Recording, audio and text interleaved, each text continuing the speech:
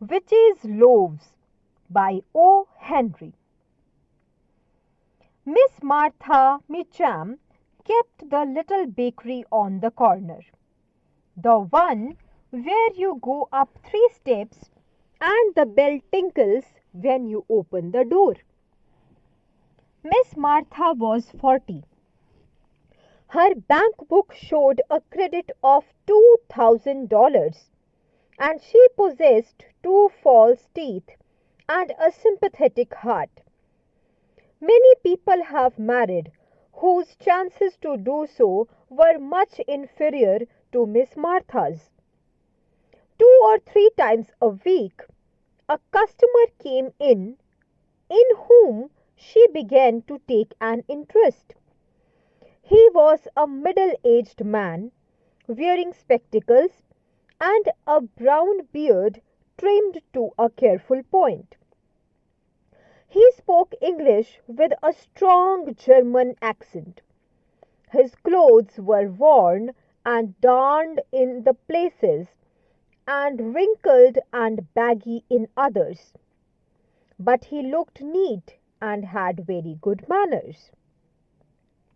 He always bought 2 loaves of stale bread. Fresh bread was 5 cents a loaf.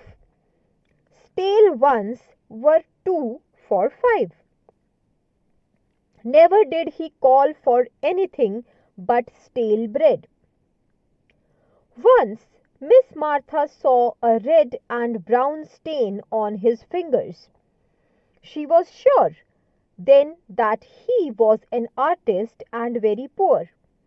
No doubt he lived in a garret where he painted pictures and ate stale bread and thought of the good things to eat in Miss Martha's bakery.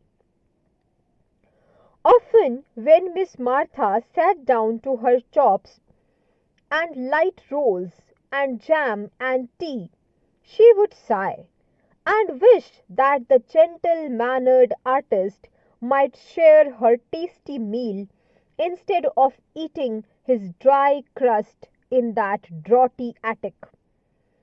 Miss Martha's heart, as you have been told, was a sympathetic one. In order to test her theory as to his occupation, she brought from her room one day a painting that she had bought at a sale and set it against the shelves behind the bread counter. It was a Venetian scene, a splendid marble palazzo, so it said on the picture. Stood in the foreground, or rather forewater. For the rest there were gondolas, with the lady trailing her hand in the water. Clouds, skies. No artist could fail to notice it. 2 days afterward, the customer came in. 2 loaves of stale bread, if you please. You have here a fine picture, madam, he said while she was wrapping up the bread. Yes, says Miss Martha, reveling in her own cunning. I do so admire art, and no, it would not do to say artists thus early. And paintings, she substituted. You think it is a good picture? Their balance, said the customer, is not in good drawing. Their perspective of it is not true. Good morning, madame. He took his bread, bowed, and hurried out. Yes, he must be an artist. Miss Martha took the picture back to her room. How gently and kindly his eyes shone behind his spectacles. What a broad brow he had. To be able to judge perspective at a glance and to live on stale bread. But genius often has to struggle before it is recognized.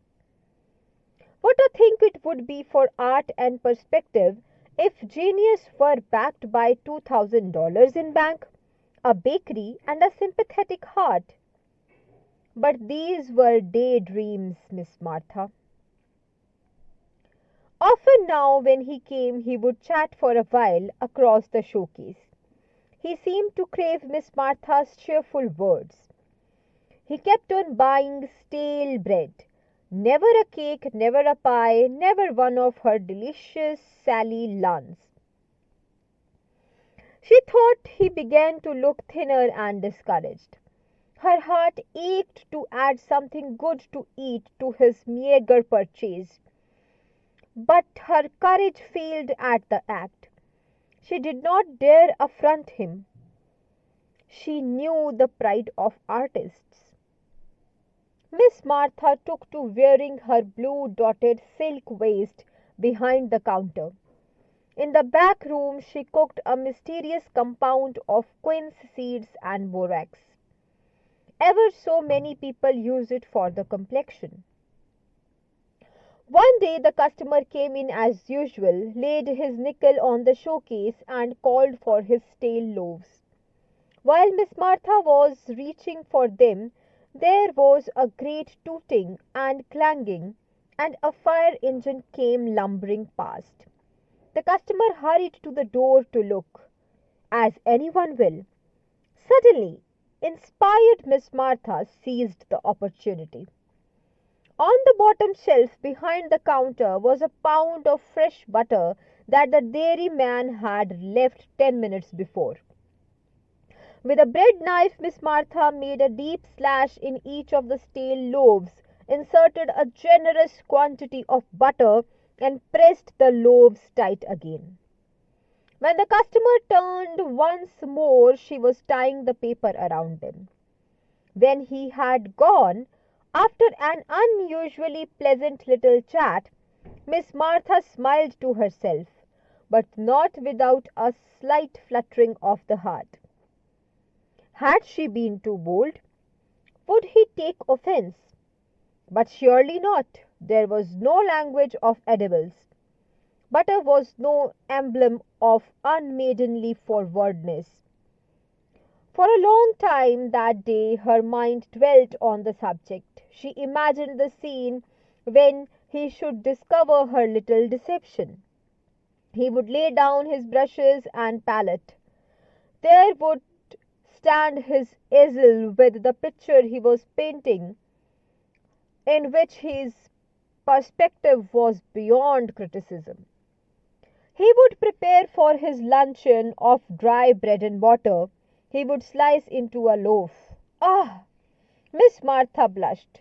Would he think of the hand that placed it there as he ate? Would he?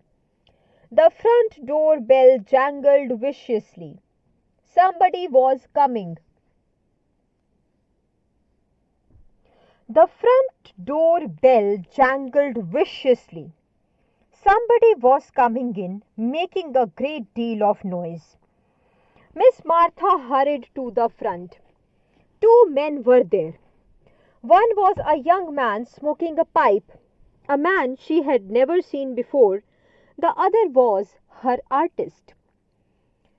His face was very red. His hat was on the back of his head. His hair was wildly rumpled. He clenched his two fists and shook them ferociously at Miss Martha. "Dump off!" he shouted with extreme loudness. And then, "Traustand for," or something like it in German. The young man tried to draw him away.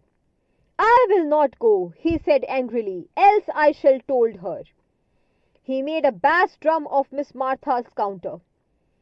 "You have spoilt me," he cried, his blue eyes blazing behind his spectacles. "I will tell you. You was one medding some old cat."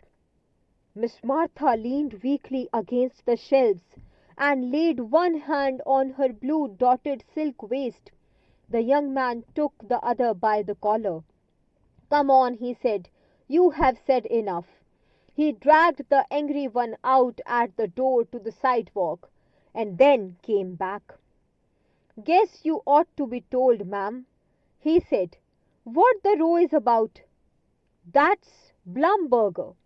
He is, he is an architectural draftsman. I work in the same office with him. He has been working hard for 3 months drawing a plan for a new city hall. It was a prize competition. He finished inking the lines yesterday. You know, a draftsman always makes his drawing in pencil first. When it is done, he rubs out the pencil lines with handfuls of stale bread crumbs. That's better than a rubber. Blumberger's been buying the bread here. Well, today, well, you know, ma'am, that butter isn't well. Blumberger's plan isn't good for anything now except to cut up into railroad sandwiches. Miss Martha went to back the room. She took off the blue dotted silk waist and put on the old brown serge she used to wear. Then she poured the quince seed and borax mixture out of the window into the ash can.